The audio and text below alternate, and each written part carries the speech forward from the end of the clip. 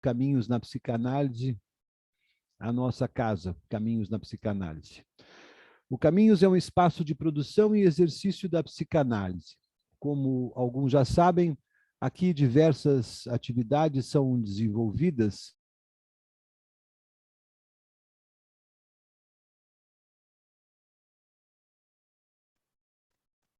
Caiu? Acho que aconteceu alguma coisa. O Klein acho que caiu.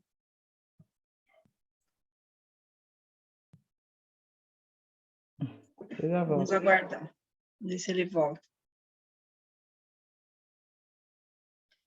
Aproveitar e falar oi para a Suzana. A doutora Suzana chegou. Tudo bem? Oi, Su. Olá, boa noite. Desculpa, eu tive imprevisto. Acabei atendendo um caso que demorei mais do que eu previa, então, desculpa o atraso. Tudo bem, seja bem-vinda, viu? Seja bem-vinda. Estava todo mundo muito esperando, né? Essa discussão, um filme muito interessante, né?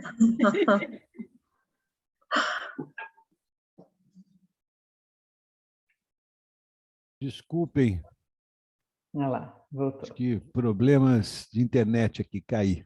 Caí, mas não me machuquei, estou de pé aqui novamente. Muito bem, então, retomando aqui, eu estava apresentando a vocês a nossa casa, o Caminhos na Psicanálise. Esse espaço conta com diversas atividades desenvolvidas, tendo sempre como referência a disciplina criada por Freud há mais de 120 anos, e permanentemente desdobrada pelos que estão envolvidos com ela. Por isso, trata-se de um espaço para aqueles que querem se aprofundar nesse campo de trabalho e pesquisa. Como consequência disso, são oferecidas outras atividades que visam a formação permanente daqueles que escolheram esse caminho. Destaco aqui, para que todos possam conhecer, o conhecido Conceitos Fundamentais da Psicanálise e o Bases. Além deles, os grupos de estudos, no momento, a introdução à obra de Melanie Klein, e um outro que está em curso também, que é um grupo de estudos sobre transferência. Além dos debates clínicos na forma do seriado In Treatment, que nós chamamos Em Tratamento, onde são oferecidas discussões baseadas nessa série. Todos sempre abertos aos interessados por esses caminhos da psicanálise. Todos esses esforços convergem para a atividade clínica, atendimentos psicanalíticos, os quais são oferecidos pelos diversos colegas àqueles que procuram o Caminhos. Hoje vocês foram convidados para mais uma dessas atividades, o Cine Caminhos. Essa iniciativa, temporariamente adaptada às condições de isolamento impostas pela pandemia, visa a abrir um espaço de discussão, tendo como estímulo um filme. Em condições normais, sem o isolamento social, estaríamos assistindo ao filme juntos, mas sabemos que todos puderam entender e assistir a um transtorno explosivo em casa, antes da nossa apresentação, para que a gente possa explorar as diversas faces desse filme com as nossas duas convidadas, a doutora Suzana e a doutora Cibele. A doutora Suzana Rocha Rodrigues da Costa é médica, psiquiatra infantil e de adolescentes, médica do Departamento Regional de Saúde de Sorocaba, DRS 16, e psiquiatra em clínica particular.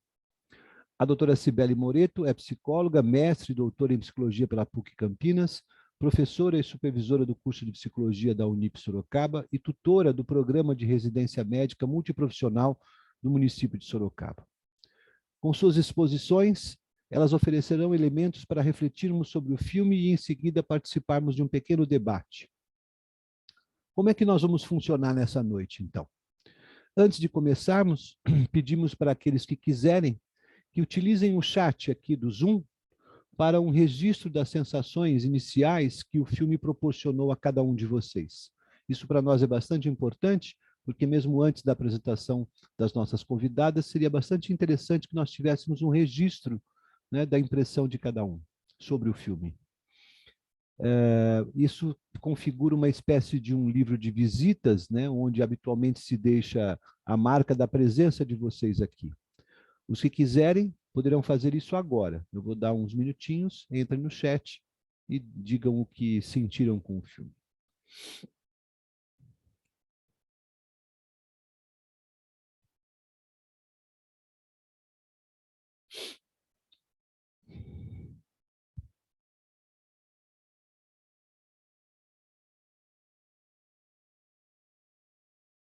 Muito bem. Então, antes de começarmos os trabalhos, queremos pedir que durante a fala de qualquer um, os demais mantenham seus microfones desligados, mas as câmeras acionadas e ligadas. Isso para nós é importante porque torna esse momento de tanto isolamento um pouco mais vivo, né, com a presença da câmera de cada um de vocês aí aberta. Sei que alguns talvez fiquem constrangidos, mas essa é a condição do momento, né? Inicialmente, então, as nossas convidadas farão uma breve fala e as perguntas poderão ser enviadas a qualquer momento pelo chat. Organizando esse espaço estarão os colegas Sandra e Bruno, e que encaminharão as convidadas as perguntas feitas pelo chat.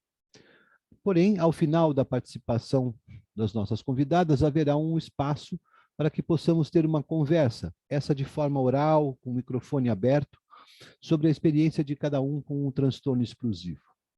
Por fim, eu quero avisar àqueles que, porventura, precisem de certificado de participação, que deixem seu nome e solicitação no chat também. A equipe que trabalha aqui no Caminho se preparará e depois orientará cada um de vocês. Muito bem. Chega de mais embromações e vamos aos trabalhos. Acho que a doutora Cibele será a primeira a falar, e na sequência a doutora Suzana. É isso mesmo? Isso. Pode tá bom, ser, né, então, Su? claro. Então, com a palavra, Cibele. Tá certo. Obrigada, Klein. E começo agradecendo a todos, uma boa noite a todos e a todas. É um enorme prazer estar aqui com vocês. É uma alegria, né, a gente ter esse momento de encontro, de reflexão, de discussão, né, importantíssimo, numa temática extremamente sensível, né, que proporciona esse filme para nós todos aqui. Então, começo agradecendo a oportunidade de estar aqui hoje, né, a gente ter esses espaços que, né, a organização do evento, Cine Psicanálise, vem já fazendo há muitos anos, né? A modalidade é que vem sido agora, né, nesses últimos meses, esses últimos anos, né, esses últimos quase 2 anos aí com pandemia que se modificou, mas vocês estão de parabéns, né? A organização como um todo sempre manteve esse alto nível de discussão, né, com os filmes em psicanálise e em várias áreas de atuação. Então, a gente precisou se adequar diante da pandemia, mas o nível sempre se manteve. Eu, né, na medida do possível, sempre acompanho vocês todos. Então, é um enorme prazer estar aqui hoje, né, participando, podendo contribuir o que for possível. Então, só agradeço e espero que a gente possa ter um encontro bastante reflexivo, né, do que, de fato, esse tema exige e necessita, com situações ricas, profundas, no contexto da pandemia também, né, um aprendizado conjunto aí. Então, agradeço, né, Sandra, que me convidou e que proporcionou também, aí suscitou o tema para mim, né, aí depois pude trazer para a Suzana, né, que já tem aí uma longa trajetória comigo como psiquiatra, vários espaços, né, que a gente pôde trocar juntas, né, de experiências e que hoje a gente pode estar trocando mais uma vez. Agradeço também a parceria com a Suzana, que aceitou o convite aí para trocar mais uma vez. Agradeço ao professor Klein, né, nosso eterno mestre desde a graduação, e aí tenho colegas aqui hoje, a Roberta que está aqui, a Bianca e a própria Sandra, então me sinto em casa, né? Me sinto em casa, assim, com bastante emoção de poder trocar aqui com vocês e responsabilidade também, tá?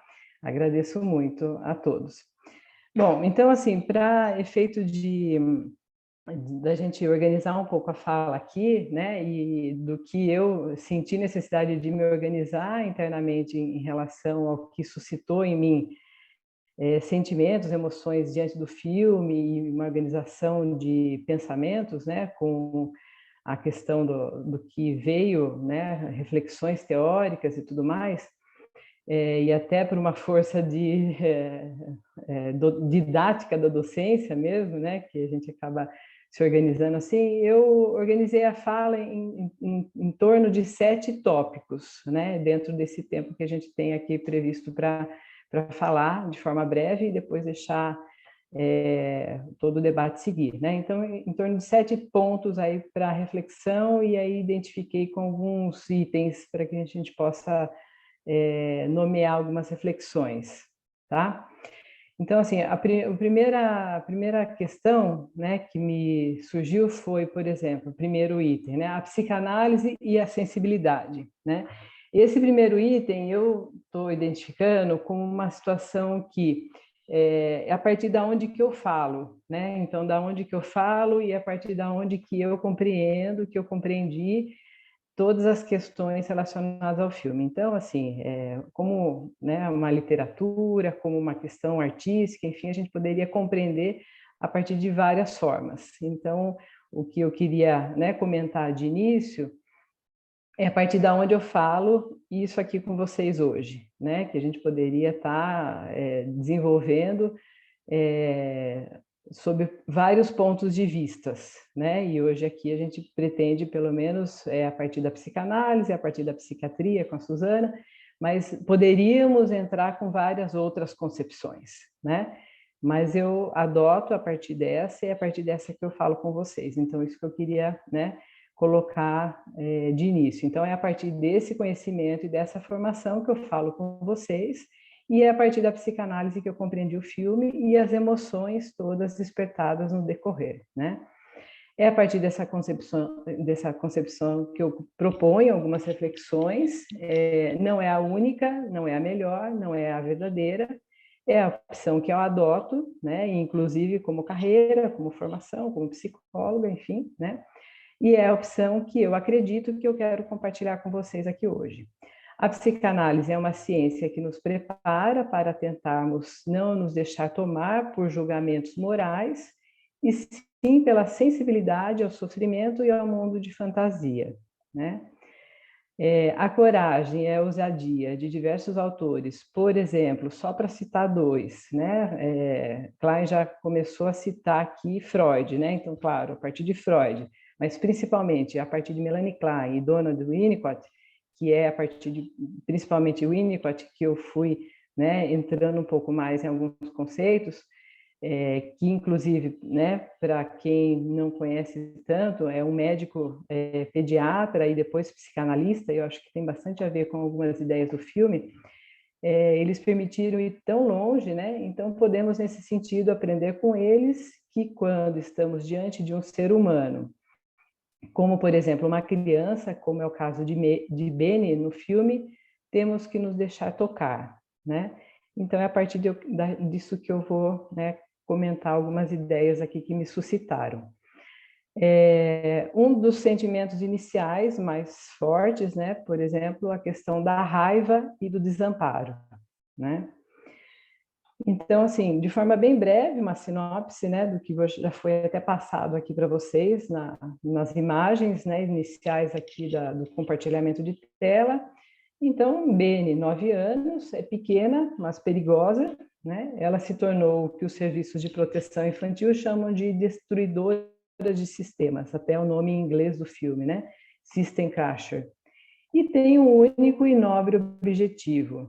Ela deseja e necessita voltar para casa e ficar ao lado de sua mãe, mas Bianca tem medo da própria filha, né? Então, observamos no filme situações de sucessivas frustrações, privações, que automaticamente aciona sua raiva, descarregada de forma violenta sobre crianças, objetos ou sobre si mesma. Sentimento de raiva, comportamento agressivo, irritabilidade intensa, impulsividade, Em momentos nos quais se sente ameaçada ou fragilizada, ocorre a explosão. Uma raiva desproporcional passa por cima do outro, desafia, tripudia, se vangloria de que os outros a temam. Uma das coisas que podemos pensar, né, que me suscitaram, seria, por exemplo, na questão da raiva como sobrevivência e escudo, como forma de lidar com essa violência interna, como forma de lidar com essa implosão interna, como se ela fosse implodir internamente, uma questão, né? Eu me senti afetada por diversos momentos do filme, né, por sentimentos ambivalentes e desconfortáveis, né? Ora incomodada, ora desafiada e com raiva pelas situações e pelas atitudes de Benny, mas na maior parte do filme, né, me empatizei com o seu sofrimento, como, por exemplo, com sentimentos de desamparo, abandono, negligência, desalento, desesperança, né? Impossível não acompanhá-la em situações, explosões, né, de alegria, raiva, gritos. Por exemplo, na cena da lanchonete, né, onde ela se vê numa esperança contagiante, né, e uma alegria intensa de ter a possibilidade de voltar para os braços, para o amor, para a casa da mãe, né? Aquela cena muito emocionante, enfim, né? Uma outra questão que me surgiu, né, que eu estou identificando como sustentação, ou em termos, né, até do termo em inglês, holding, né, que a gente poderia identificar com várias situações no filme, mas eu estou pensando uma questão mais em particular, que é a situação dela não poder tocar em seu rosto, né? Que isso deflagra a crise, né? De não, das crianças não poderem, as pessoas não poderem tocar no seu rosto, né?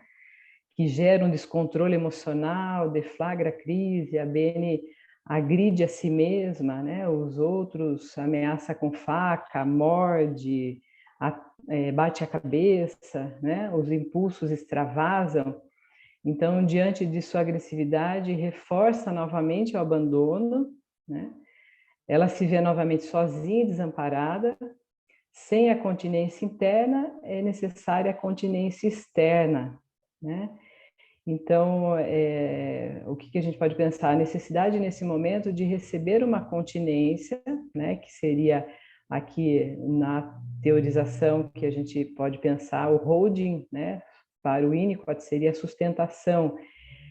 Por exemplo, aquela cena, uma das cenas iniciais, né, que a gente pode ver bem marcante, quando ela começa a jogar as coisas, os objetos, né? E as pessoas todas se afastam com bastante medo, né? Com muita aflição e ficam bem longe dela, né? E ela começa a jogar todos os objetos e, inclusive, começa a rachar a porta, quebrar, né?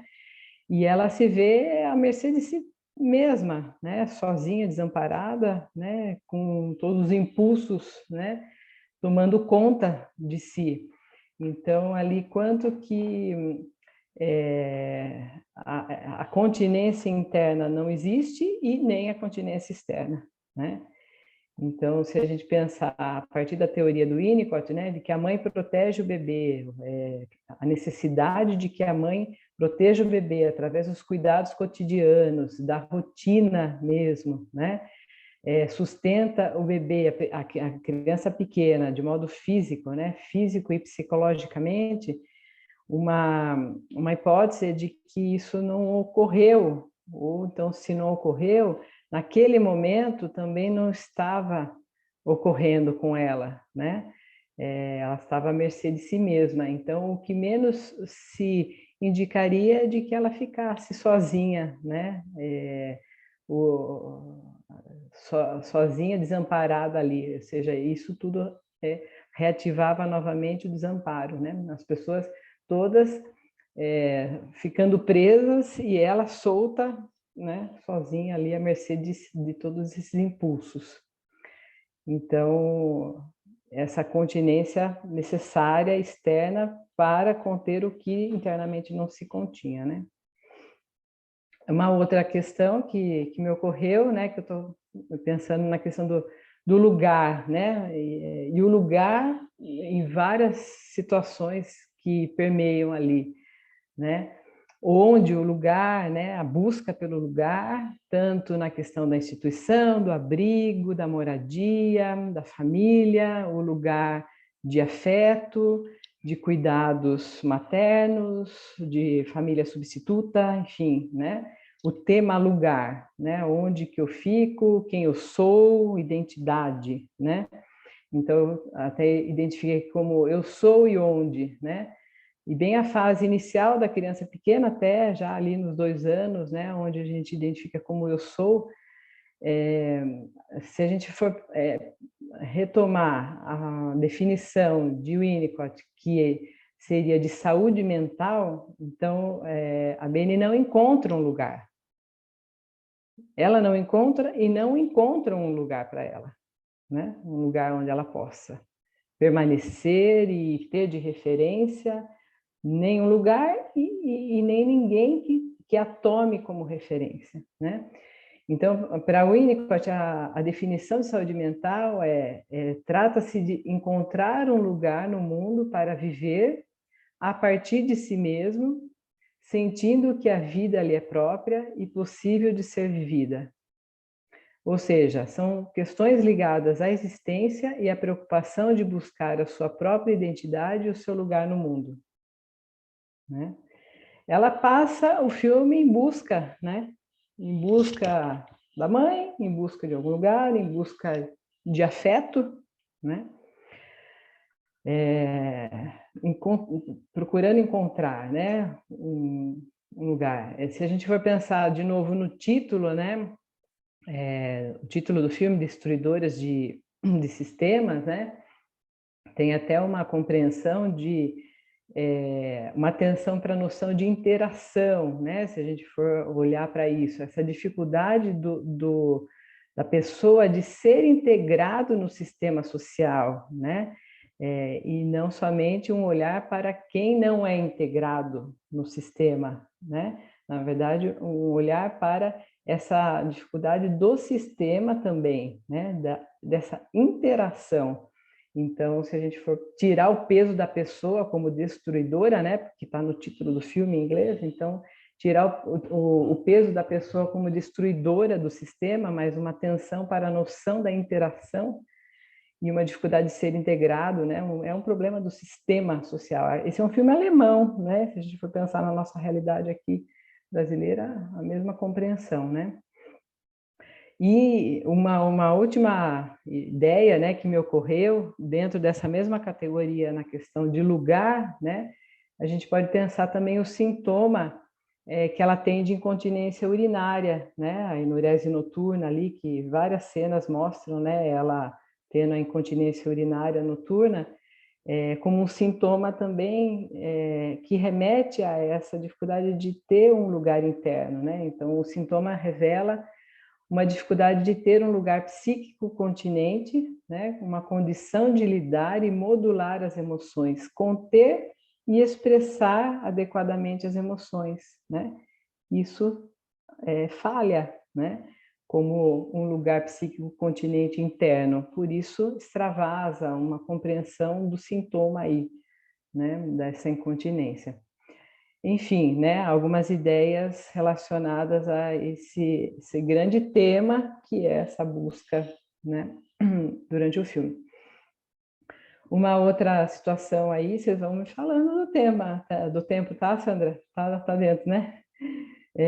Uma outra questão que me ocorreu sobre a situação aquela cena bem emocionante que é da resposta muda do eco, né, diante do clamor por mamãe, mama, né, quando a Beni vai para aquela retirada lá na floresta, né, com o Misha. Então me ocorreu isso, né, sou visto e ouvido, né, aquela cena daquela grita, né, por mama, mamãe, e não tem, né, aquela resposta do eco, Ou seja, o não retorno da voz, eu associei com uma outra questão, na verdade, o não retorno, o reflexo nos olhos do bebê em relação às primeiras relações iniciais da mãe, né? Então, assim, eu sou ouvido, eu sou visto, né? E que a gente estuda ali nas primeiras relações iniciais do bebê com a sua mãe, o quanto é importante isso, né? Então, pensei nesse tipo de experiência muito precoce do reflexo nos olhos que o bebê tem com sua mãe, né? Ou deveria ter, né? Ou quão saudável é isso, né? Em termos psicológicos. Na medida em que o bebê se vê refletido nos olhos da mãe e no que ela reflete em seus olhos, né? O olhar vai se tornando uma das formas pelas quais ele vai integrar a sua vivência com o ambiente e principalmente integrando o seu ego e todo o seu mundo interno, né?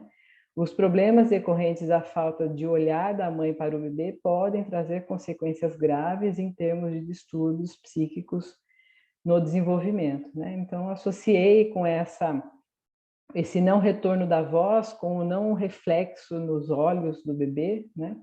Que a gente estuda em termos de desenvolvimento psicológico. A Maria Teresa França, psicanalista de São Paulo, né, da Sociedade, ao analisar esse filme também, né, ela citou, e eu achei muito interessante o que ela falou a respeito da criança privilegiada, né, eu gostei muito desse comentário que ela avaliou.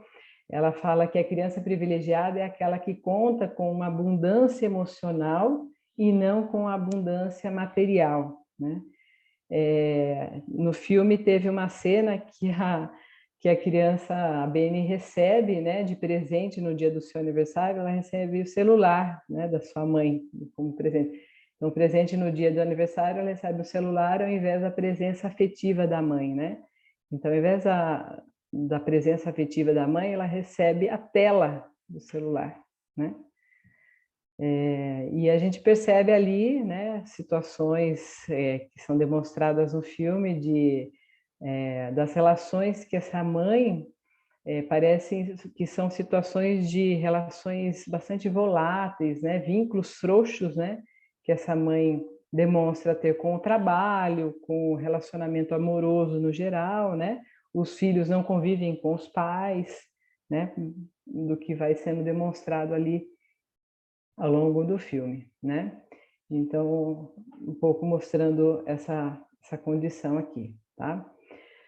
Entrando um pouquinho, eu pensei na questão da função paterna, né? Quando a gente percebe ali aquela função do Misha no filme, né? Que é o assistente educacional, que entra como assistente educacional e depois faz aquela função terapêutica, a hora que leva ela para a floresta, faz aqueles dias, né, de imersão, depois retorna. Então, um papel ali de firmeza e afeto, né, que demonstra, sente o seu papel profissional se abalar diante do profundo envolvimento emocional com Beni.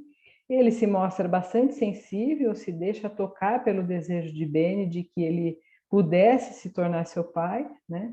Essa presença da ternura, do amor, é frágil na vida de Beni, não consegue mitigar os poderosos sentimentos destrutivos nessa batalha entre pulsão de vida e morte. A agressividade é fonte da força da vida, mesclada, integrada, né? Não no sentido de banir, né? Não é isso que eu estou falando, não é isso que a gente entende, não é nesse sentido de banir a agressividade, né? Mas integrada, não do modo que está sendo, né, vivido ali e sofrido, né, pelas experiências, né. Algumas reflexões assim que eu deixo, né. Poderíamos pensar que esses comportamentos raivosos, violentos, seriam o que lhe permite, né, que permite a Beni suportar conviver com a fragilidade, a dor, diante da rejeição, né? Porque ela fala, tem uma frase no momento que ela fala, ela diz: por que meus irmãos podem ficar aqui em casa e eu não posso, né? Não será o ambiente que a conterá, mas o vínculo ou os vínculos que a tratará, que a conterá, né? A gente percebe assim várias situações ao longo do filme de uma dialética entre amor e ódio, saúde e doença, criança e mãe, esperança e desesperança, vida e morte, né? As fugas, né? Várias situações de fugas dela, né? No geral do filme, e aí a fuga final, né? No aeroporto, aquela cena no aeroporto, a cena né, que me remeteu, né, foi uma divagação que eu fiz, assim, uma situação que me ocorreu, aquela cena do voar, né, aquela cena final do filme, que ela abre os braços, né, numa tentativa de voar ali, uma tentativa de se libertar da dor, das frustrações, né, asas para voar. Eu lembrei da narrativa mítica do Ícaro, né? Naquele momento eu lembrei disso, né? Foi uma mitologia que eu usei, inclusive tenho até publicado isso, quando eu usei as narrativas míticas para trabalhar em psicoterapia de adolescentes no doutorado, eu usei o mito do Ícaro, né? Com psicoterapia de grupo, foi muito interessante, né?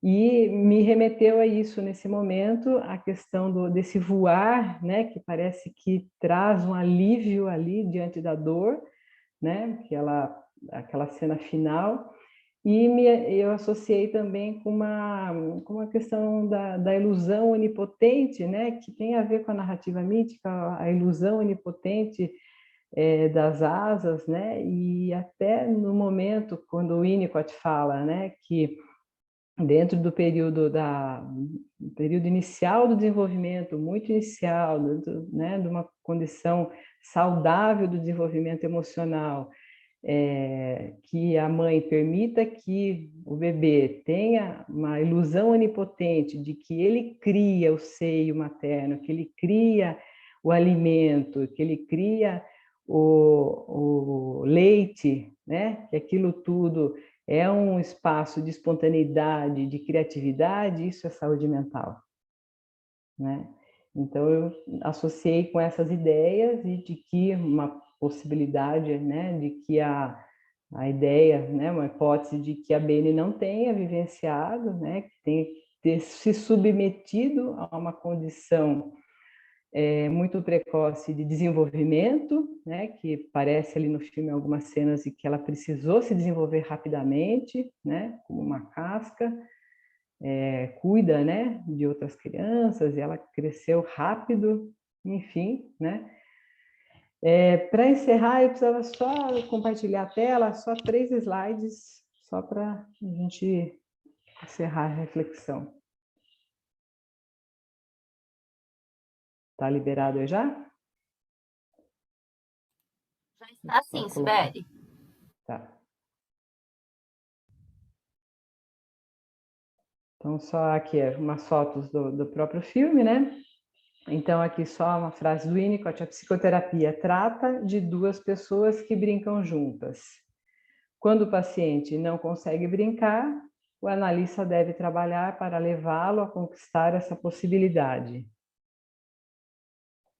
Brincar aqui é sinônimo de estar com, compartilhar, comunicar e compreender, possibilitar um encontro verdadeiro com o paciente.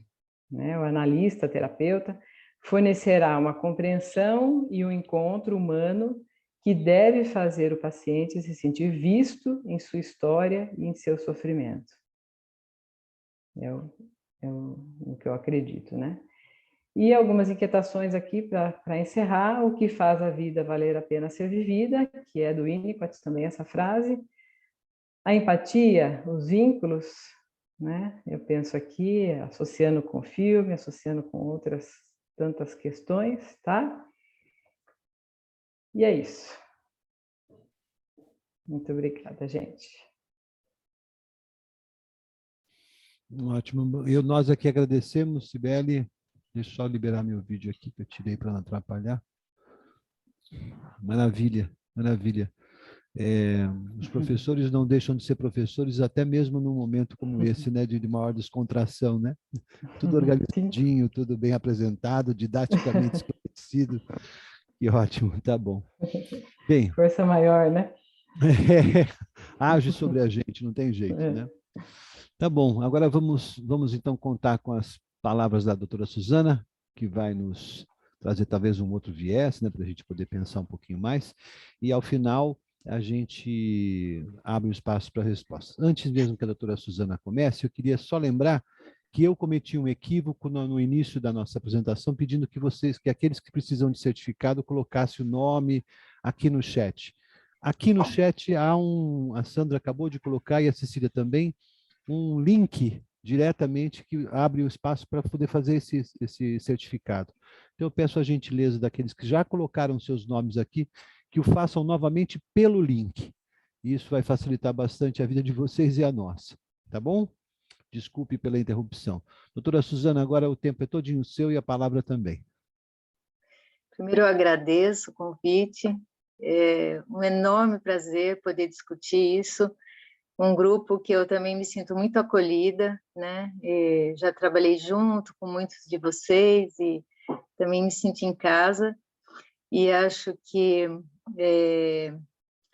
o próprio filme mostra a questão do distanciamento, né? Da médico, e do acolhimento, de toda uma equipe que trabalha de forma bem eficaz.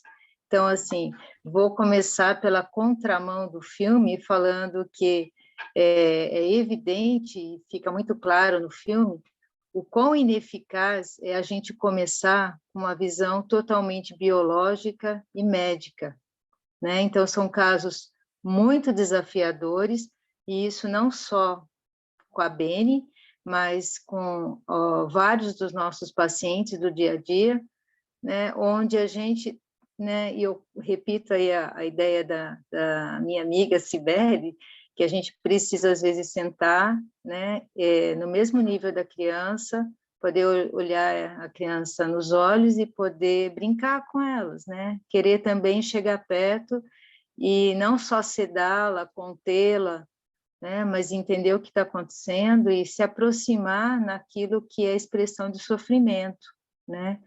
Então, é um grande desafio, e aí eu tenho como experiência, na minha formação, a sorte de trabalhar como equipe, né, que eu acho que quem trabalha com criança e adolescente precisa estar trabalhando com equipe, com diferentes olhares e com a possibilidade até de flexibilizar o atendimento com outro profissional junto em sala. Então, você ser criativo, e aí o Winnicott vem, assim, permitindo a gente que a gente possa fazer algumas adaptações nesse nosso cuidado, para poder adaptar esse olhar, para poder se aproximar dessa criança, que geralmente é uma criança que você teme, que assim como a mãe da Beni tem medo dela, os profissionais, a gente também tem, né? Então, essa é uma questão que a gente, né, vai se defrontar muitas vezes no nosso consultório, dentro do serviço público ou privado, que é o medo da aproximação, o medo da loucura, o medo da agressividade, o medo das explosões de raiva. Então, é começar pelo não diagnóstico. Então, quem cuida das crianças e quem, né, dá diagnóstico para as crianças não precisa ter pressa para pôr um rótulo, né? Então, eu falo que a minha escola, eu atendia junto com a TO, junto com a psicologia, na mesma sala, enquanto uma via a criança, outra tirava história com a mãe ou com o responsável, e diversas vezes a gente complementava esse olhar e a discussão. Diversas vezes também a gente chamava a família para poder cuidar dessa criança junto à família. E diversas vezes a gente podia discutir um pouco o que a gente sentia diante de um caso que mobilizava muito, como é esse do filme que mobiliza muito. Então, assim, a minha primeira crítica ao filme nesse sentido é que a integração da equipe, a gente não consegue ver isso, a integração. Então, ou ela tem crise, é mandada no hospital e lá ela é sedada, contida, a médica é completamente fria, não existe um espaço que ela, né, que a gente vê ela tendo um contato maior com a equipe que cuida, ou muito menos essa família é chamada. Então, a mãe é convocada para as visitas, às vezes vai, muitas vezes está atrasada para a reunião. Então, e a própria atitude da equipe não é uma atitude de contenção, de holding, né? Então, você vê fragmentações de ações da equipe, e mesmo, né, o Michel, quando ele tenta propor o retiro na floresta, ele é criticado, e esses casos são desafiadores mesmo, e a equipe precisa se unir, né, unir forças, unir ideias, e poder estar na retaguarda, poder apoiar um ao outro, porque é isso que vai fazer com que casos difíceis se tornem possíveis de você encontrar soluções. Não é só medicina, não é só psicologia, às vezes você tem um vínculo importante com o porteiro do trabalho, com a secretária, com o professor, com o TO, com o físio, né, com o vizinho, né? E muitas vezes a gente vê que até os próprios animais servem como coterapeutas. De qualquer maneira, eu acho assim, o filme aponta com uma fragmentação de cuidado que não permite uma abordagem de holding para essa criança. O médico, então, é muito triste falar, mas assim, a ação de sedar e impedir com que essa criança se manifeste na sua fúria, isso que a Sibeli falou, ela precisa ser entendida, né? De onde vem essa fúria? Se é a contenção das próprias angústias, das próprias tristezas, precisa ser entendida. Então, você vai sedar e ela vai repetir. E, assim, isso não é uma resposta, né? Não é o que a medicina propõe de auxílio. Eu não estou falando que não se deva sedar em momentos de crise, onde ela arrisque mesmo a própria vida ou arrisque a vida do outro, mas precisa ser entendido, a crise é, em todos os casos, um momento importante de você também trabalhar, importante para você ver o que está fazendo eclodir, importante fazer um trabalho quase que arqueológico. Por quê? Porque a crise de raiva está presente em diversas, né, patologias. Então, é importante você saber para que dinâmica que se direciona, qual que é a causa, né? De onde vem isso, né? Para poder organizar o cuidado, organizar até um planejamento terapêutico, né? Eu falo que a expressão de raiva, um comportamento agressivo, não é sinônimo de transtorno de conduta, não é sinônimo de um psicopata, não é sinônimo de TDAH, de impulsividade de TDAH, não é sinônimo de um transtorno bipolar, é como febre, né? Febre não é sinônimo de meningite, febre pode ter diversas causas, né? Até psicológicas, quando você descarta a causa orgânica. Mas a gente precisa entender, então, ter a curiosidade e a capacidade de poder fazer aí um trabalho mais minucioso, cuidadoso, né? Então, a gente não ter pressa de diagnosticar é também enfrentar as nossas dificuldades frente a esse caso que mobiliza, que são a maioria dos casos externalizantes, frente às nossas dificuldades de entendimento de uma situação complexa, onde você tem problemas sociais, problemas de dinâmica familiar, problemas que refletem o sistema mesmo, de contenção de um sistema, problemas da sua própria equipe, que trabalha e que, né, cuida dessa criança. Então, são problemas amplos, que não somente os da criança, né? Então, essa é uma expressão que precisa ser compreendida, né? E também é desafiador porque mobiliza a gente no sentido da gente refazer o nosso passado, as nossas dificuldades e os nossos fantasmas, né? Que é próprio de quem está nessa área da saúde mental. Então, antes de fazer e ter pressa de dar o diagnóstico, montar os critérios, que didaticamente pode ser assim louvável e é importante ser feito numa etapa do trabalho, mas inicialmente a gente precisa ter a curiosidade para se aproximar, né, para estar frente a frente e fazer como alguém que vai ver um caleidoscópio. Cada face, né, desse problema é desafiador e cada face precisa ser explorada. Então, múltiplos olhares têm que ser convergentes para a gente poder entender que imagem é essa, que expressão é essa.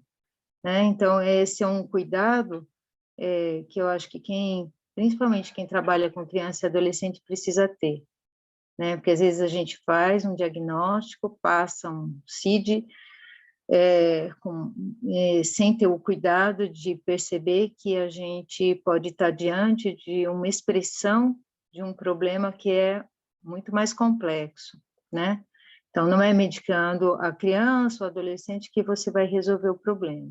Então, isso é muito claro no filme, né? Tanto que é totalmente dispensável o papel médico nesse filme, porque o médico não se articula, ele não entende, não tem contato, né, com as profundidades, né, das questões da Beni, que são fundamentais para a gente entrar em contato com ela, né?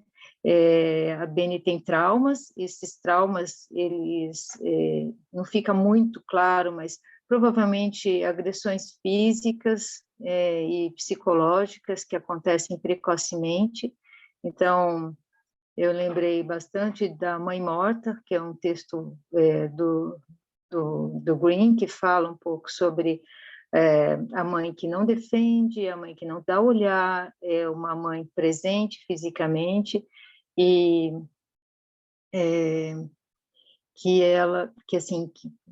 né, de diversas maneiras poderia estar se expressando para proteger essa criança e não está presente. Isso não acontece. Então, existe a frustração que é potencializada em cada situação que ela revive. Acontece que a Beni mostra que ela tem alguns potenciais de controle, né? Então, quando ela perde o controle em algumas situações, e principalmente aquela cena que o tutor, né, o Michel, leva lá na floresta e quer acordá-la para tomar o leite, de repente joga né, uma coisa que toca o rosto e ela entra em crise, ele lembra que isso é traumático para ela, ele se coloca no lugar dela, tem, né, um ato quase que instintivo de abraçá-la e conter, falar, olha, me perdoa porque eu não fiz isso de propósito, eu não quis te magoar, eu não quis te machucar, me perdoe. E ela vai acalmando, né? Então, e a hora que ela sente também acolhida, ela se refaz, ela encontra um certo equilíbrio e é tão terapêutico quanto a medicação, né? A questão dela também ter o cuidado da Bafani, né? Que é aquela assistente social, ela entende que a Bafani está batalhando por ela, né? Ela entende que a Bafani compreende que ela não é vista e que ser agressiva é uma forma dela ser vista, dela criar o próprio limite, ela não, né?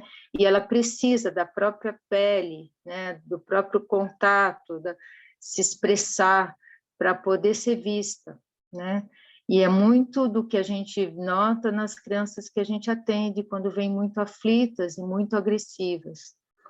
E a Bafani entende isso e ela, quando percebe que, depois de muita batalha, a mãe desiste finalmente da filha e nem fala para a filha, a Bafani, ela desmonta, né?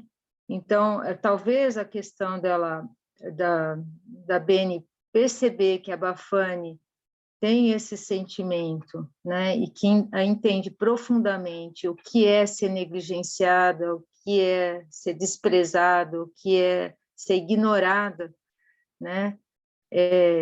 A Beni fala para ela, olha, não chore, não fique triste, né? Então, assim, ela se identifica na Bafane aquilo que ela também sente, ela sente profunda tristeza, né? Ela tenta dar para os irmãos aquilo que ela não recebeu. Ao mesmo tempo, quando ela expressa uma explosão, a mãe não a defende, porque o padrasto coloca ela no armário, fecha a porta, e essa cena é chocante, que a mãe dá preferência, né, para ficar com esse padrasto, com esse namorado dela, do que defender a criança, a própria filha. Então, ela não tem espaço no mundo, e é isso que a Cibele falou, da questão do lugar, e quanto é importante, né, você ter um lugar para todos nós, né? Entender que a Beni está envolvida num espaço, né, que não cabe, ela não cabe em nenhum espaço, né? Ela não está inserida em nenhum espaço, e que ela, né, batalha para poder ser vista através de um comportamento que é explosivo, é entender que a gente não precisa só medicar essa criança, a gente precisa cuidar da família, né? E a gente precisa olhar essa criança, né, em diversas dimensões, né?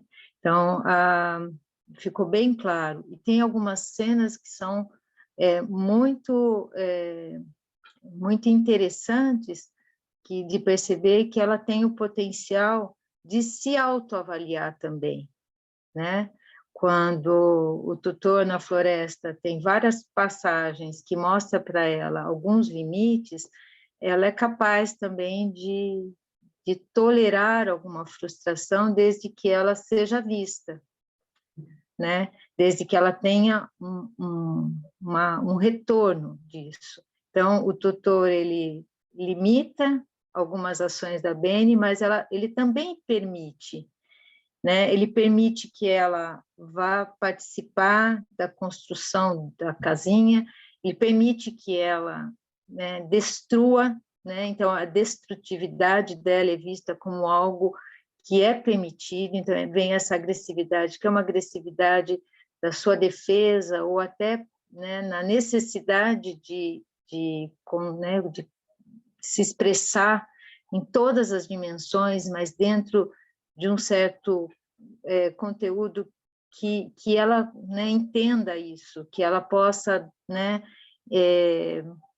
ter uma certa proteção mesmo nessa explosão dela. Então, ele permite que ela destrua, ele permite que ela vá com ele derrubar árvores, ele permite dar confiança para ela para buscar o leite, e depois trabalha com ela algumas coisas que ele se frustra também, né? Então, ele demonstra tanto a parte boa quanto a parte frustrante da relação, né? E eu acho que isso é poder desenvolver a capacidade dela lidar melhor com frustração e também a capacidade de criar um vínculo mesmo, né? Então, é um vínculo que é um vínculo amoroso. Nem por isso, todas as vezes, é uma cena boa. Então, tem cenas muito dramáticas também, né? Tanto que ele mesmo perde o limite. Agora, a hora que ela gosta do boxe, né, e você não tem desenvolvimento de uma atividade que ela gosta, que ela poderia estar expressando essa raiva, essa força, essa energia que ela tem para se reorganizar, eu falo que é uma grande perda de chance, né, terapêutica aí, né? Então, quem faz o projeto terapêutico dessa criança não consegue ver ela por inteiro, né? Falando com os membros dessa equipe, né, tendo um olhar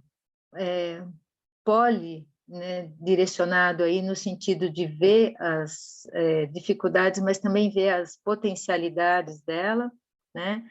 E não tem condição de poder integrar, fazer uma integração que também ajudaria ela a integrar o interno dela, né? Então, acho que para a gente que lida com saúde mental, né, a minha mensagem, mais do que eu poder falar sobre os critérios porque eu pensei, com a fala da Cibele, eu mudei muito a questão da minha fala, porque assim, eu pensei, para vocês poderem fazer o diagnóstico, né, do transtorno explosivo intermitente, eu acho que vocês podem ter informação da internet, mas a questão assim, eu não quero dar ênfase nesse diagnóstico, eu quero dar ênfase no sentido do que a criança expressa, e quão importante a gente olhar, não pelo diagnóstico, né? Então, é importante a gente olhar, né, do que está por trás dessa expressão, para depois, cuidadosamente, a gente poder fazer o diagnóstico. E aí, né, talvez a gente pensar em algumas possibilidades diagnósticas e poder discutir frente a outros casos que vocês vão vendo no dia a dia, de como você diferenciar, porque é sutil, né? E, então, assim, a discussão de um filme, eu acho que remete a alguma coisa mais essencial, assim, do que fica para vocês, do que dá para carregar e vocês poderem utilizar na vida cotidiana, né? Nos desafios da vida de alguém que vai lidar com saúde mental, seja psiquiatra, seja psicólogo, seja terapeuta ocupacional, seja até fisioterapeuta, seja algum psicanalista. O que é mais importante, talvez, assim, a gente perceber que algo está errado, que essa expressão vai precisar ser dissecada. Então, cada um de nós, dentro de uma equipe, pode dar a sua contribuição para a gente ter um olhar integrado e poder, né, ter realmente um plano para ser terapêutico. Então, não adianta só o médico dar o diagnóstico e medicar, mas sim você poder discutir isso com uma equipe, né, integrando os olhares para poder entender. E aí, no segundo passo, fala assim, qual o diagnóstico possível e o que cada um que está com esse caso difícil pode contribuir, né? Tanto que eu acho que uma das chaves de sucesso de casos difíceis, né? Eu tenho isso comigo, assim, é o contato que eu tenho com o professor, com o psicólogo que atende, com o terapeuta de família, com, às vezes, coordenador de ensino, com o TO, com o físio, né? Então, a gente não precisa ter medo, não, e o que o saber médico traz é complementar, né? E é muito importante para o psiquiatra ouvir o psicólogo que acompanha, ou ouvir o terapeuta que estiver com essa criança, com esse adolescente, ou até um professor, alguém que tem mais contato, um vínculo mais próximo, saber o que está acontecendo, né? Não ter medo, ter curiosidade e poder ser gentil, né, para a escuta de outros profissionais que estão com essa criança, né? Então, assim, a minha fala vai ao encontro de uma decepção, que esse filme mostra claramente, que é um tratamento que não é integrado, e as pessoas não se falam, e que o médico é tido como alguém que só ceda, né? Anestesia, e não permite que a expressão venha na sua forma, de como vier. Muitas vezes a gente não quer que venha dessa forma, mas, assim, ele não permite que venha. E, se vier, você ceda. Então, a gente precisa aprender que a gente precisa, sim, proteger e cuidar da preservação da vida, mas não pode ter medo de enfrentar. E a crise é um ótimo período para a gente poder rever, né, o caso com cuidado, conversar com a equipe, né, poder estudar esse caso melhor e poder se rever também, porque a gente se constrói, esses casos mobilizam e a gente se inspira neles, a gente lembra deles e a gente se modifica, né? Cada um encontra uma maneira melhor de poder lidar com esse desafio, né? Então, assim, eu me coloco à disposição, acho que é importante a gente também ouvir a opinião de vocês que viram o filme, né? Eu acho que, se quiser tirar dúvidas no sentido, né, de como dar o diagnóstico, assim, eu tiro, mas eu acho que a mensagem maior minha, né, é essa, né? Integrar o cuidado, ter múltiplos olhares, não ter pressa de fazer diagnóstico e, principalmente, não ter medo dos nossos medos, né? Então, eu me coloco assim à disposição, acho que não quero tomar o tempo, mas eu quero também ver o que vocês pensaram, o que vocês refletiram para eu poder contribuir, né, nas demandas de vocês que estão aqui. Ótimo convite, ótimo convite. Antes de começarmos, agradecer essa transparência e essa honestidade. Acho que nós estamos precisando mesmo de médicos assim como você, né? Que possam ser autocríticos né, em relação à carreira que abraçaram, né? E verificar que o ser é uma coisa integrada, né? Não é uma coisa em pedaços, né? Como a gente às vezes costuma pensar que é, né? Então, muito obrigado. Só tenho a agradecer mesmo essa Obrigada a disposição. você. Que bom. Bem, agora Sandra e Bruno vão reunir um pouco as questões que foram colocadas no chat e aí a gente pode depois abrir para que as pessoas possam falar diretamente com a doutora Cibele e a doutora Suzana. Né? Ok. Nossa, realmente foi muito legal, né? As coisas que vocês colocaram, porque realmente o filme nos afeta, né? De uma maneira extremamente forte, né? Bom, aqui no chat eu tenho algumas colocações, né? A Elaine fala que a cada um parece que está falando um pouco dos próprios sentimentos, né? Que o filme provocou, a discussão. Então, a Elaine fala que ela sentiu muita angústia, né? Depois tristeza também. A Leiliane fala que ficou imaginando o sofrimento da criança. Depois a Edivânia fala o sofrimento dos adultos também, né? Aí, acho que a Beatriz fala, fiquei angustiada e preocupada com a criança, de como é difícil para os outros lidar com essa condição, né? Depois, a Caroline fala assim, achei bem pesado, fiquei triste em ver o sofrimento dela e o sentimento de desamparo que ela demonstrava. A Luana fala, fiquei pensando o quão difícil para a criança e para todos compreenderem tais comportamentos agressivos e o quão subjugada a criança e a mãe foram pelo fato da criança não se comportar como esperado aos padrões e o quão despreparados muitos profissionais, não todos, nas redes de ensino.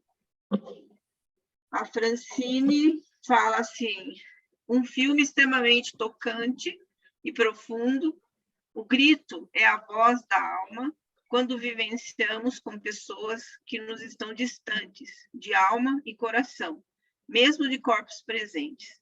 Sentimos que é preciso gritar para que alguém nos escute, profundamente nos escute. A dor, quando profundamente sentida, por não sermos aceitos, vistos e nos sentirmos pertencentes, transborda e se traduz em agressividade.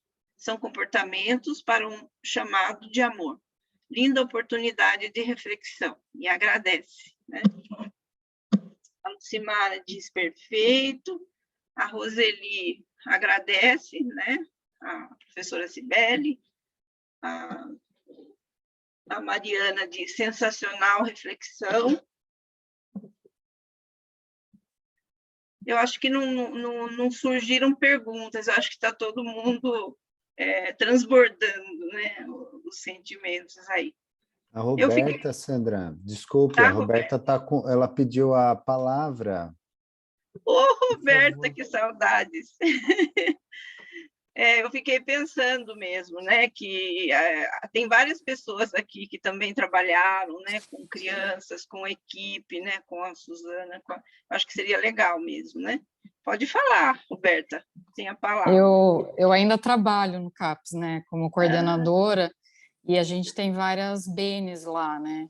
E aí eu fiquei pensando muito o que a Suzana comentou, da questão, o que me impactou muito foi a desunião da equipe, e como isso é complicado, porque a gente vê muito na supervisão que isso daí é primordial para ter um trabalho, né? Uma pessoa desenvolveu o vínculo, mas e o restante, né? A gente precisa fazer um trabalho muito em parceria com os pais.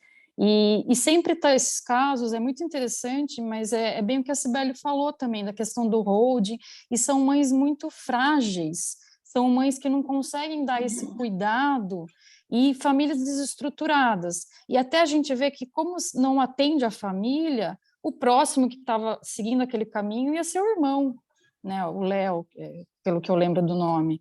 E como essa família precisa ser cuidada, senão isso vai repetir com os outros irmãos. Mas eu achei muito impactante a questão da equipe e da questão da contratransferência negativa que os profissionais exerceram contra ela, e que essa agressividade, essa impulsividade é um grito de socorro, né? Sim, é verdade, eu acho que tem muito... Vocês querem comentar alguma coisa? Não, acho que está bem alinhado, né, do que vocês falaram.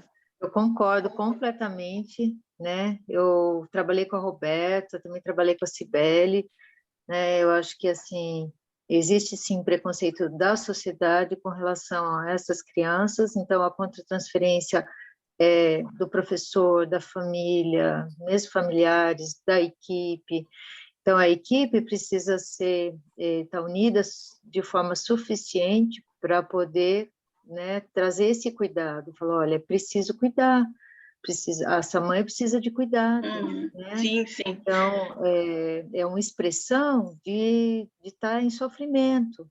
Então, não dá para exigir que ela vá na reunião, mas dá para ter um olhar para ela, dá para, né, pedir para que ela vá de um outro jeito, fazer uma visita domiciliar. Você vai fazer uma visita domiciliar, sim. Uma busca ativa, se ela... Sim. Então, assim, eu senti isso também, faltou um pouco, né, esse cuidado com a mãe, né, com a família toda da mãe, os irmãos também, né, que também ficavam abandonadinhos, vamos dizer assim, né. Eu queria fazer uma questão para vocês, assim, não é bem, que eu fiquei, assim, essa menina, né, essa relação que ela vai tendo com o Misha, vai dando uma esperança na gente, né, na hora do filme, e então ela ganha o nosso coração em algum momento, né? Em outro momento ela despedaça, né? Então eu fiquei pensando assim, né? O Misha teve uma questão ali pessoal dele, né? Então eu queria que vocês falassem um pouquinho, né? Como que é, a Roberta também, né? Como que é para vocês, né?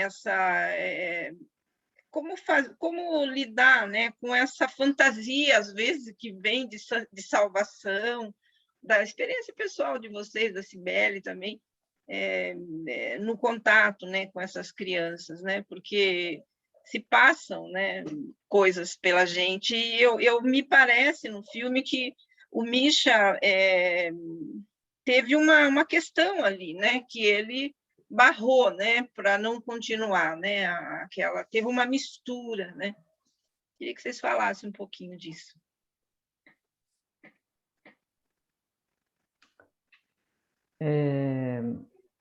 Bom, posso falar um pouquinho O que me pareceu ali, Sandra, eu acho que é o que você está pensando aí, não sei se é isso, mas se ele também tivesse tido um pouco de suporte para ele, né, enquanto agente terapêutico, né, nessa equipe, sabe, porque ele também era membro de uma equipe, né, ele faz tudo muito sozinho, né? E ele vem como um Messias ali para salvar, né? Ele pega, sai com ela, vai para aquela floresta e realmente tem uma chama ali de esperança, mas ele fica sozinho no barco ali com ela, né? Então, me passou ali naquele momento de que se ele tivesse tido também mais suporte, não fizesse tudo sozinho, sabe? Como uma equipe ali que a gente estava falando a ideia, né? De um entrosamento, de um suporte na sequência, né? Só aquilo foi insuficiente, só aquela circunstância, né? Não mitigou os processos de destrutividade, sabe, de ódio, só aquilo foi insuficiente, né? Me pareceu.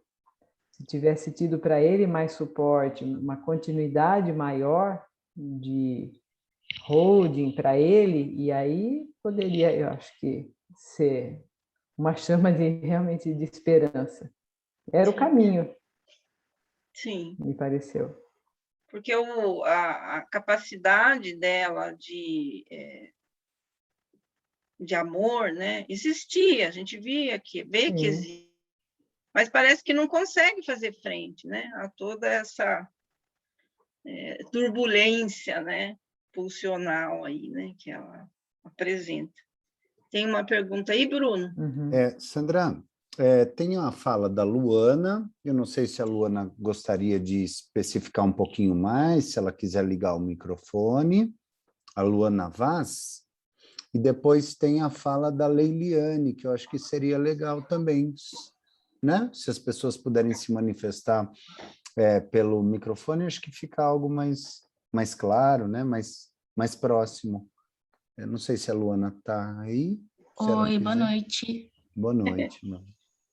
Então, a questão do matriciamento que eu pensei, né, seria no cuidado, né, pensando, né, no cuidado, no apoio das redes, na questão da saúde, dos profissionais se comunicarem entre si, e penso também que esse matriciamento deveria se expandir nas redes de ensino, principalmente na inserção de psicólogos nas redes de ensino, para estar avaliando o comportamento da criança, não de forma que queira dar um laudo para a criança, mas de forma quais são as possibilidades que a gente pode pensar, né, no comportamento daquela criança. Eu penso no matriciamento, nessa questão dos profissionais se comunicarem entre si, de pensarem quais possibilidades que a gente pode fazer com aquela criança.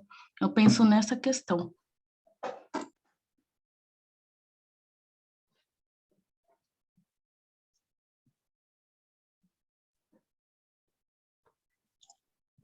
Importante você falar isso, viu, Luana? Porque a gente está caminhando cada vez mais para ter esse matriciamento potencializando o cuidado de cada um dos profissionais, né? Inclusive, é o que falta para o Misha, né? A hora que ele não tem esse suporte. O próprio pessoal da equipe falou, boa sorte, hein? Né? Quando ele volta e ela tem uma explosão, o pessoal olha para ele e fala, olha aí, né? Olha como você cuidou bem dela. E ele se mete em várias encrencas também, porque como ele não recebe apoio, ele se coloca em perigo e coloca a Beni em algum risco, porque ele vai, por exemplo, cortar árvores com uma criança, né? Então, tem um risco real aí de se acidentarem. Então, ele tem alguns episódios que ele se identifica, e aí ele não trabalha isso nele, né? E a hora que ela se autoagride, ele se sente culpado, e né, numa forma de compensação, ele leva ela para casa. Então, tem algumas coisas que demonstram que o Misha, apesar né, de ter muita empatia, inclusive tecnicamente, ele né, é uma pessoa que tem estrutura para levar ela para um lugar assim mais da floresta, tal. Ele tem as suas fragilidades, né? E ela, assim como todas as crianças, né, que têm crises desse porte, assim, que trazem muitas coisas muito primitivas na sua crise, elas mobilizam muito o Misha. Mobilizam as coisas provavelmente que ele deva ter passado e queira reparar. Então, ele tem as fragilidades dele e aí ele não tem o suporte, assim como a gente também, dentro dos serviços, tem as nossas fragilidades e a gente precisa de um suporte, né? Então, isso que você fala do matriciamento, de uma forma ou de outra, é também um suporte, não só para o atendimento da criança, mas da própria equipe, que muitas vezes, eu lembro quando a gente fazia a discussão de um caso, tinha um espaço ali com a Roberta, lá no CAPS, a gente tinha um espaço para você falar sobre o que te mobilizou, para também cuidar, porque quem cuida precisa também se cuidar, né? Uhum. Então, isso que você fala é super importante, ainda não é aceito de uma forma homogênea, mas é uma tendência a se pensar o caso e potencialmente, né, equipar esse grupo de pessoas que se propõem a tratar de uma criança assim, né, com as suas fragilidades também, né? Permitir que haja um espaço para a equipe se cuidar, porque são casos difíceis que realmente mobilizam, né? E de uma forma, às vezes, muito negativa.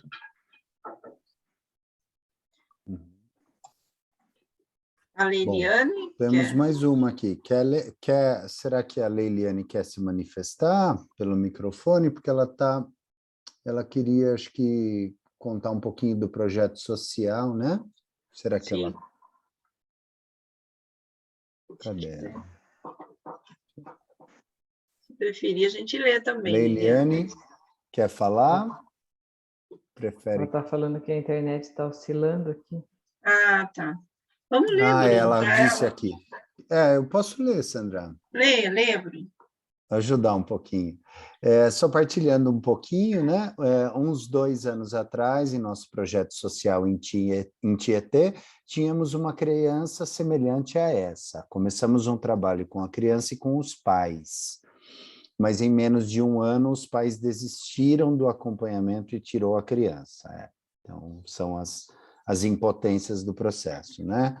Ficamos tristes e nos sentimos fracassados, mas entregamos para Deus, pois tentamos. Depois disso, nunca mais ouvimos falar deles, né? Então, acho que, infelizmente, né, existem as impotências, né, em todo o processo, né? Tem a questão também essa coisa do lugar, né, Sibélia, que você comentou, e a Suzana também, né? No final é o fim da picada, né? A médica mandar ela para a África, né? Mais um lugar, né? Que não é dela, né? Então, eu achei bem bonito, Cibele, quando você falou do mito, né? Do Ícaro, né? O quanto que esse voo, né? Para uma liberdade, né? Aí a gente pensa no suicídio, né? O que é o suicídio, né? É justamente a única saída, né? A única saída possível, né? Que ela encontra para ser livre, né?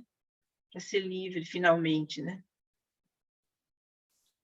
Você podia falar um pouquinho para a gente do Ícaro? Do mito do Ícaro, né?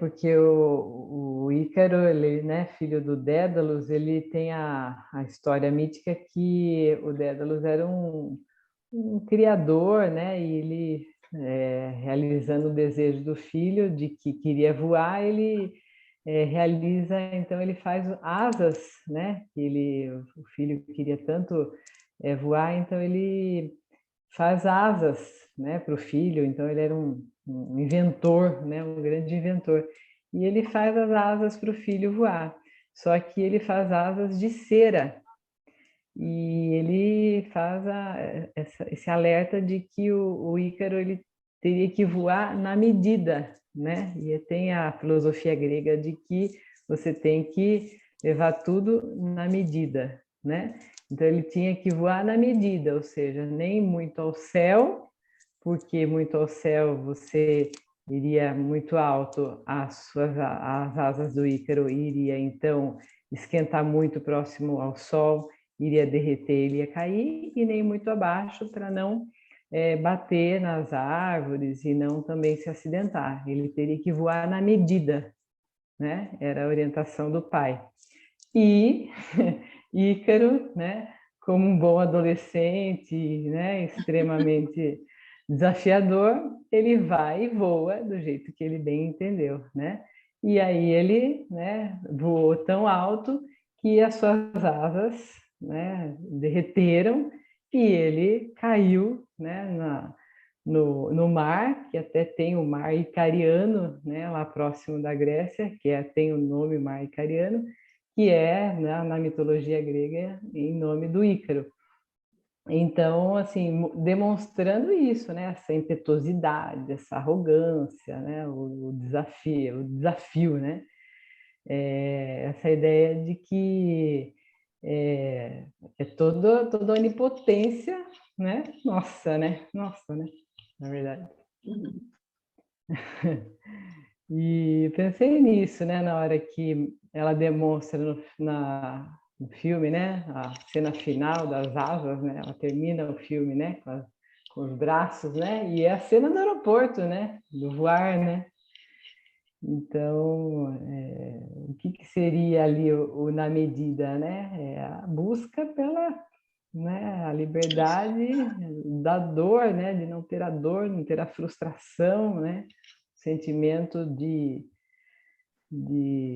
sofrimento eterno, né, que ela estava ali naquele ciclo, né, que mostra o filme. E, enfim, outras associações também, né? Legal. Você ia falar, Bruna? Sueli queria falar, né? Sim, boa noite. É muito bom estar aqui novamente, né, com participação do Cine Caminhos. Um prazer reencontrá-la, professora Cibele. Prazer ouvi-la, um prazer ouvir também a doutora Suzana. Eu também fiquei pensando, né, nessa questão do quanto faltou um trabalho mais aprofundado, né, com a Bene, as questões emocionais dela, como seria bom, né, se aprofundar um pouco mais, por exemplo, naquela questão quando ela fala para o Misha, né, que minha mãe me odeia, né? Como é que seria ouvi-la, por exemplo, nesse sentido, né? E em outros também, que ela pudesse falar, enfim, que pudesse se aprofundar mais, né? Nessas questões emocionais dela. E nós vimos realmente, assim, uma capacidade de ela cuidar, né? Talvez, assim, da forma como ela gostaria de ser cuidada. Gostaria de ouvir um pouco vocês sobre isso, e principalmente, assim, naquele momento em que ela carrega a bebê do Misha, né? Era uma menina, né? E a nenezinha toca o rosto dela, e ela deixa, né? É um momento, assim, muito especial entre as duas ali. Aquilo me chamou a atenção, porque ela não achou ruim, pelo contrário, parece que foi muito bom para ela, né? Foi assim, um momento especial em que ela cuidou e também acho que né, se sentiu cuidada. Não sei se ela se sentiu um pouco como a mãe ali ou como a própria bebê, né? Não sei, o que vocês poderiam falar um pouquinho sobre isso? Suzana, quer falar, Su? Eu também fiquei comovida com essa cena, né? A gente ficou esperando que ela reagisse, até agredisse o bebê, ficou meio uma cena Hitchcockiana, assim, meio de terror. E aí a gente vê que ela tem capacidade de reparar, de introjetar uma mãe boa ali, né? Ela permite, talvez, ser tocada pelo significado, pelo simbólico que isso representa para ela, né? E talvez refazer uma cena traumática, né? Permitindo que isso tenha uma outra sensação, experimentando uma outra sensação. Então, assim, achei extremamente profunda, né? E provavelmente não foi, né, aproveitada porque estava todo mundo em terror, né? Estava todo mundo contaminado com esse comportamento que é preponderante na Bene, do inesperado, né? Das explosões delas sem controle, e aí talvez essa questão fique bem no ar, assim, o que é realmente controlar? Ela demonstra que ela controla quando ela está né, ao redor de afeto, ou contornada por afeto, ou contornada por braços que acolhem ela, ou numa cena extremamente envolvente, que toca ela profundamente. Isso é o real controle dela. Tanto que, se a gente medica, às vezes para auxiliar que ela tenha menos explosões, para a criança poder experimentar essas cenas que são terapêuticas, que são cenas que ela se permite entregar sem explodir, para vivenciar, introjetar alguma experiência reconfortante, né, aconchegante, e ela possa também incluir isso no repertório dela. Então, foi extremamente importante ver isso e também entender que talvez se integrassem isso no conhecimento médico, eles não precisavam sedar na crise, mas talvez existe hoje os antipsicóticos atípicos em baixas doses, eles podem ser usados para diminuir a ansiedade e conter um pouco esse impulso, dar um respiro para a criança poder vivenciar mais essas situações, até que ela aprenda, né? E possa ter confiança de que ela se controla para poder também vivenciar as experiências boas, né? Que ela também tem direito de vivenciar as situações que ela sobrevive apesar do trauma, né? Então, a gente pode aproveitar essa cena para poder discutir que talvez, se ela recebesse um pouquinho de medicação, ela pudesse experimentar muitas vezes isso, até conseguir fazer sozinho, né? E aí que algumas chances são perdidas, que durante o filme a gente percebe, né? Que são perdidas, são desperdiçadas, né? Que poderiam ser aproveitadas para poder também dar espaço para esses momentos, as pessoas também poderem olhar do que ela é capaz, não daquilo somente que ela não é capaz. É isso. Ok, obrigada. A gente tem uma pergunta da Maiara. Eu vou ler, não sei se a Maiara quer falar um pouquinho, né? Mas aqui... Quer falar, Maiara? Que ela está falando do trauma com a fralda, né? Se teria sido provocado pela mãe. É uma pergunta, né? Para vocês. Não sei se a Maiara quer especificar um pouco.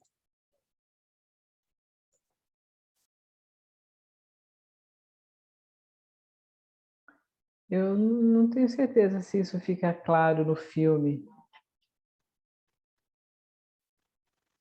De fato, não tenho certeza. Acho que acho que o filme deixa isso, pelo que eu tenho de recordação. Não fica claro, não. Fica subentendido. Claro, né? Aliás, o filme, assim, para quem gosta de cinema, né, tem 1000 né, formas dele demonstrar os afetos, com as cenas. Então, é uma mancha, é um movimento, é alguma coisa que não fica claro quem provoca, mas talvez quem provoca não seja o mais para mim, mas para mim não ficou claro o que foi, né? Enfim, o que fica é a compreensão depois, né? A situação que deflagra a crise, né? Do que representa para ela, que eu acho que sim, é algo bastante importante.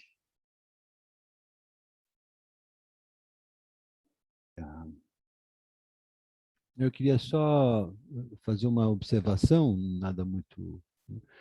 que a música, que por coincidência a gente colocou na abertura aqui da nossa conversa, né, enquanto passávamos as cenas, né, é uma regravação, né, de uma das canções tocadas ou cantadas no Hair, né, E Hair, para quem se lembra, eu não assisti, foi minha avó que assistiu e contou para mim, porque é um filme muito antigo.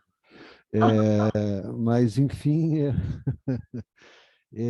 o Hair, na verdade, é um filme extremamente importante, né? Referido justamente à Guerra do Vietnã, aquela maluquice toda americana, não é?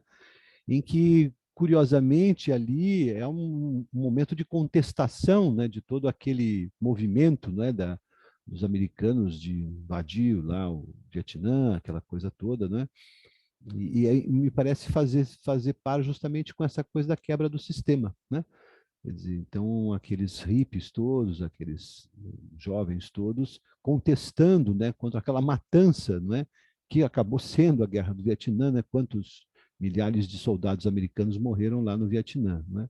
Então, me pareceu interessante, né, que essa música estivesse nesse filme, né? Justamente até pelo aquilo que a gente acabou falando aqui, né? O traço bastante comum da fala da doutora Suzana, da Cibele, me pareceu que vai ao encontro justamente da pergunta, né, sobre os cuidadores, né? Sobre aqueles que estão, né, tentando fazer esse holding, né, Cibele, e não tem nenhum amparo, não tem nenhuma condição de suporte, né, como se falou, não é? E o quanto que o contato com uma criança desse tipo também desperta dentro de cada um de nós, com suporte ou sem suporte, questões que talvez estejam insolúveis ou não tenham sido pensadas por cada uma das pessoas a respeito de si mesmas, né? É uma via de mão dupla, não é? Não é só o cuidador cuidando da criança, mas é a criança provocando coisas dentro do cuidador que ele talvez não tenha cuidado ainda, não é? E aí vira uma salada isso que reflete justamente nessa problemática do suporte, do apoio, né? Então, eu, quando assisti ao filme, eu fiquei pensando o quanto a menina, né, quanto o comportamento, a situação, as histórias dela, me mobilizava em aspectos da minha história, né, sentimentos que iam surgindo, que diziam respeito a mim e não à menina, não é? E aí isso, evidentemente, se eu estivesse com ela, fatalmente estaria muito mais sensível a isso, né? É terrível, né? É terrível. A gente vê isso no consultório particular, né? Você está no consultório, você é mobilizado em questões que, né, passam muito longe de qualquer teoria, de qualquer banco escolar, né? Então, acho que é um alerta, assim, né? Mais um filme que trata desse alerta, né, sobre o cuidado dos cuidadores, né, com a preparação para se estar diante das pessoas no que diz respeito à saúde mental, né. Então fazer uma guerra, né, com as consequências de fazer uma guerra, né. Tem isso. Achei legal a colocação delas também, né, a respeito da abordagem do grupo, né. Como, assim, hoje a psicanálise vai também olhando, né, para essa questão da intersubjetividade, né, e considerando mais, né, do que só uma questão mais individual, né? O quanto que vocês enfatizaram, né, a questão da equipe, de estar, né, pensando junto, de estar construindo juntos, né?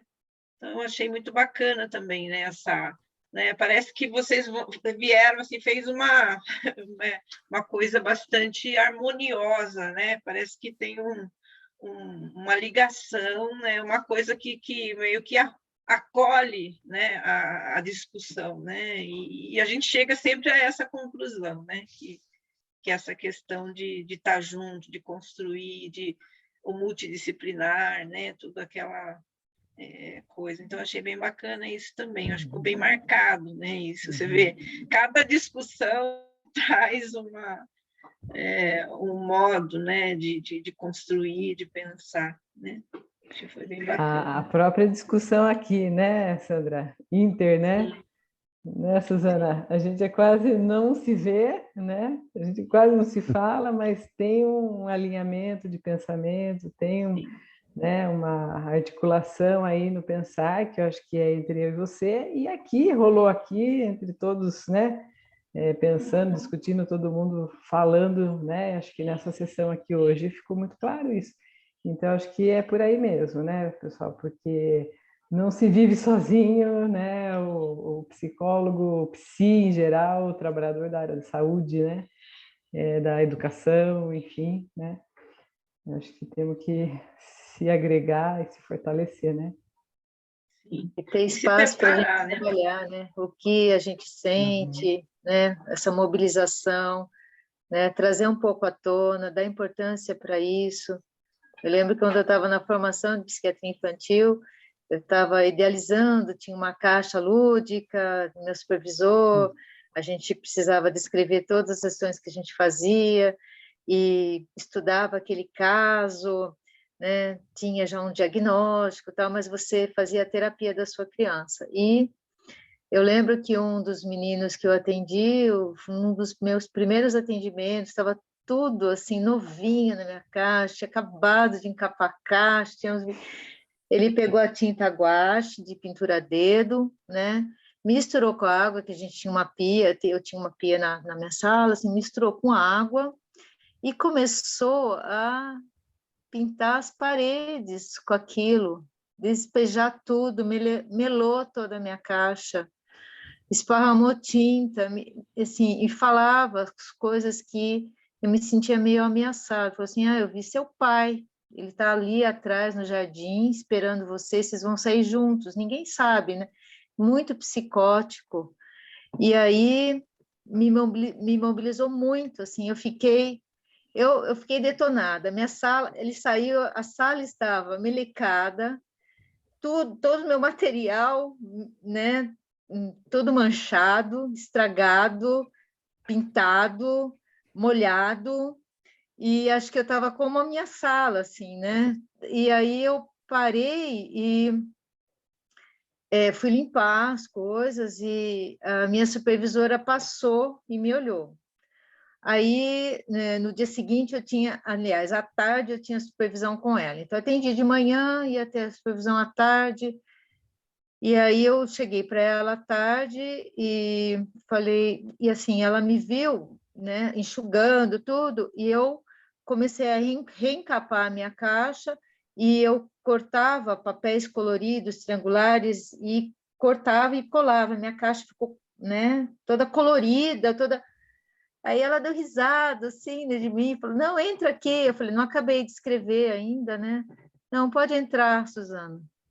Aí ela falou assim, eu quero que você me conte o que aconteceu, porque ela já tinha visto tudo, né? Quero que você me conte, senta aí e me conta o que aconteceu. Depois você vai descrever e vai me apresentar escrito.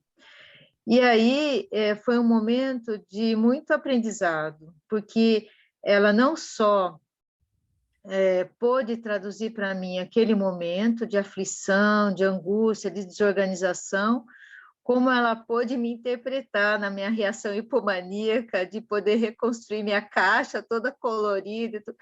Por quê? Porque assim, a gente precisa de um suporte, isso mobiliza muito, né? Isso estraga os nossos sonhos, a gente sempre sonha com o paciente que a gente vai atender como alguém perfeitinho, enquadrado, e, né, que a gente vai fazer aquele diagnóstico, que a gente vai tratar, que a gente vai... E, de repente, vem, né, você sonha com a fada e vem a bruxa.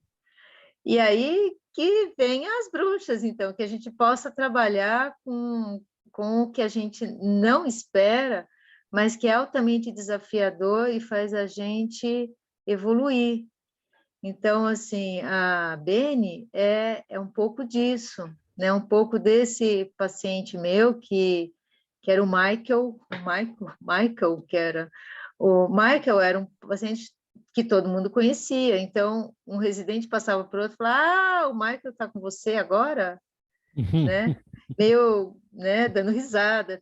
Então, a gente aprende. Eu falei que eu hoje sou grata a todos os pacientes que foram desafiadores na minha formação, mas basicamente eles foram importantes e eu pude digerir, elaborar, porque eu tive muitos bons supervisores, muitos pontos que me apoiaram, né, que puderam me orientar não só para dar um diagnóstico, mas puderam me orientar no meu movimento, naquilo que eu me impactei, aquilo que me mobilizou, né? Tanto projeções como, né, questões que me mobilizaram para poder ter, inclusive, aversão ou, né, sentimento de incapacidade absoluta de poder tocar aquele caso para frente.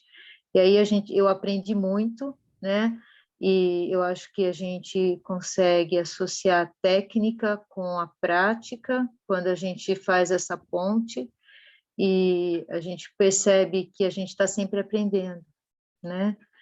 Então, é isso que eu queria conversar com vocês, porque eu acho que ninguém está numa torre de Babel, a gente está sempre aprendendo, e eu acho que o que está acontecendo aqui é exatamente reflexo do que a gente é, como a gente trabalha, e é desse jeito em qualquer lugar que seja, né? Porque é assim, porque a gente está, né, foi formada assim, a gente acredita nisso, e esse é um trabalho que realmente é mais difícil, mas dá muito prazer, porque tem resultado, né? E também torna a gente melhor, como ser humano, como profissional.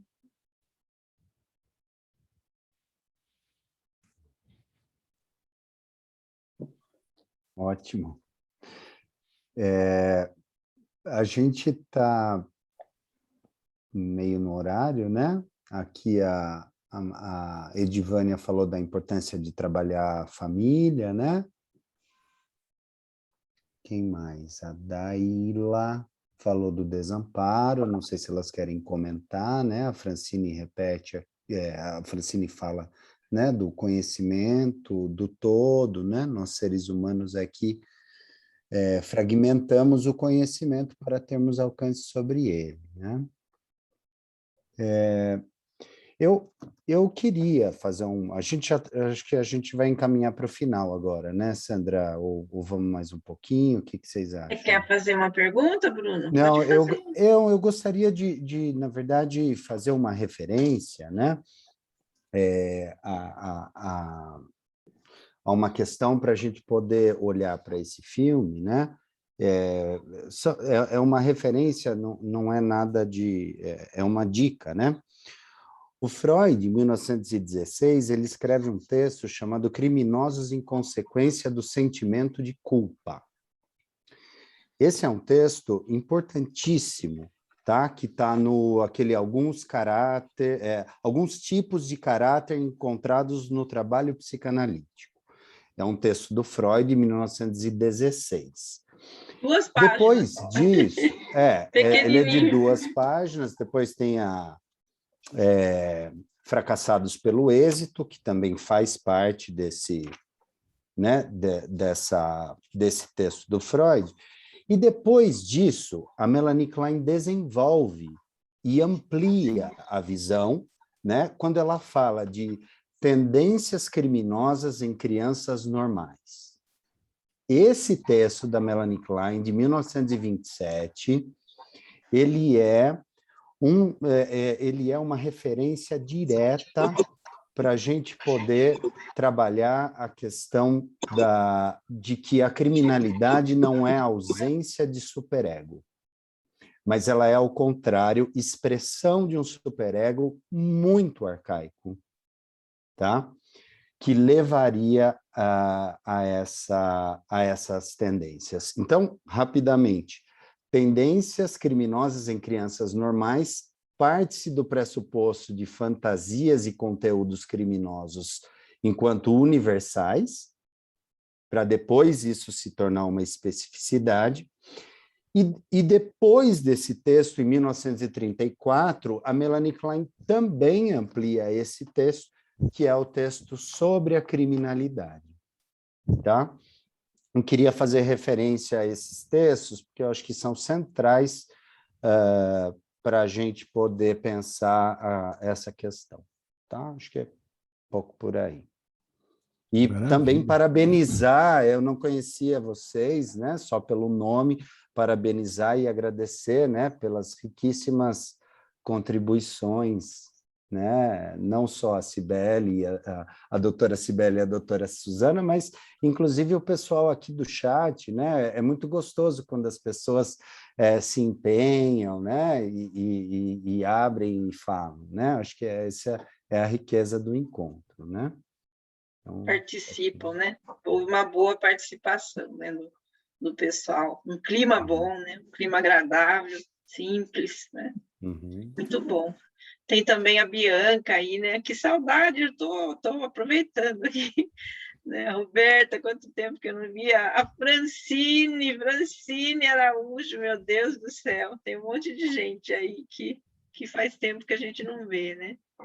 Muito bom, gente. Eu acho que, poxa, passamos um pouquinho, mas foi muito bom, muito rico, né? Eu também estou muito feliz, né, com esse encontro. Eu acho que passou das expectativas que eu imaginava, né, Cibele e Suzana, né? A gente ficou muito feliz, né, de receber vocês aqui no nosso espaço virtual, mas tem um espaço físico também, que quem sabe a gente... A gente podia, a partir de agora, né, condicionar, né, as pessoas que vierem aqui no virtual, né, a gente condiciona que virão, né, no futuro bem próximo, né, presencialmente lá no Caminhos, né? Eu acho que seria uma boa condição essa, né? Porque aí estimula a nossa esperança, né, de que a gente possa sair desse lugar aqui e aproveita para poder abraçar os amigos, né? Que faz tanto tempo. É verdade. Com certeza. Delícia, né? Com certeza, é verdade, gente. Só tenho a agradecer a todos mesmo. Sandra, muito obrigada também pelo convite, né? Seu empenho, sua insistência. Desde o começo do ano, né, Cibele? Não conta. Mas não foi por falta de vontade, você sabe, né? Por falta de agenda mesmo, correria, loucura, né? E criança pequena e tudo mais, mas assim, por falta de vontade nunca foi, né? Foi assim, esse momento aqui só exemplificou isso, né? Muita gratidão a todos, professor Klein, que delícia, né? Estar aqui com vocês, essa troca. Os ex-alunos, muito obrigada, gente, Sueli, a Francine, vários outros, né, conhecidos aqui, colegas de faculdade, Bianca, Roberta, várias pessoas aqui muito queridas nossas, os alunos atuais, os ex-alunos. Suzana também foi uma ótima parceria, viu, Su? Muito obrigada, a sintonia de sempre, né? A gente sempre trabalhou junto. E é muito bom mesmo trocar, pessoal. Obrigada mesmo.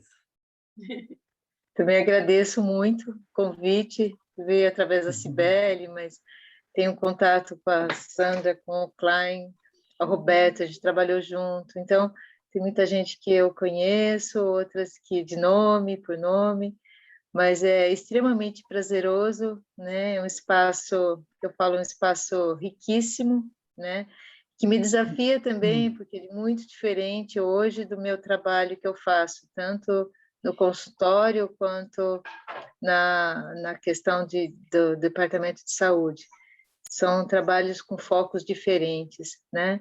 Mas está aqui na possibilidade de poder ter outra visão e aprender um pouco. O Bruno trouxe hoje alguns textos e poder estar assim no convite para estudar. Vamos ler de novo, vamos rever, vamos estudar, vamos aprender, né? Então eu agradeço a oportunidade de estar aqui nesse ambiente tão rico. Muito bom. Kai? Então, só agradecer mesmo a presença, não tenho nada a acrescentar, muito contente. Acho que, em nome do Caminhos, né, nossa casa tão saudosa, de tantos anos, né, de muitos anos, né, eu acho que receber pessoas como a Cibele, como a Suzana, só engrandece o nosso trabalho.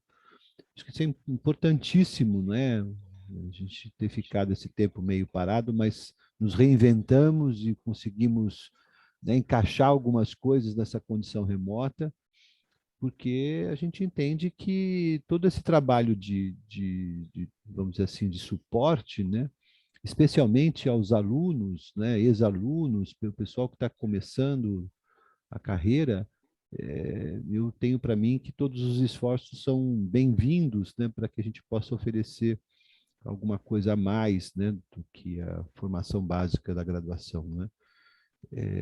Mas já visto que a gente tem uma demanda desse tamanho aí, né? Assim, o Brasil não está bem, né? Então nós temos muito trabalho pela frente.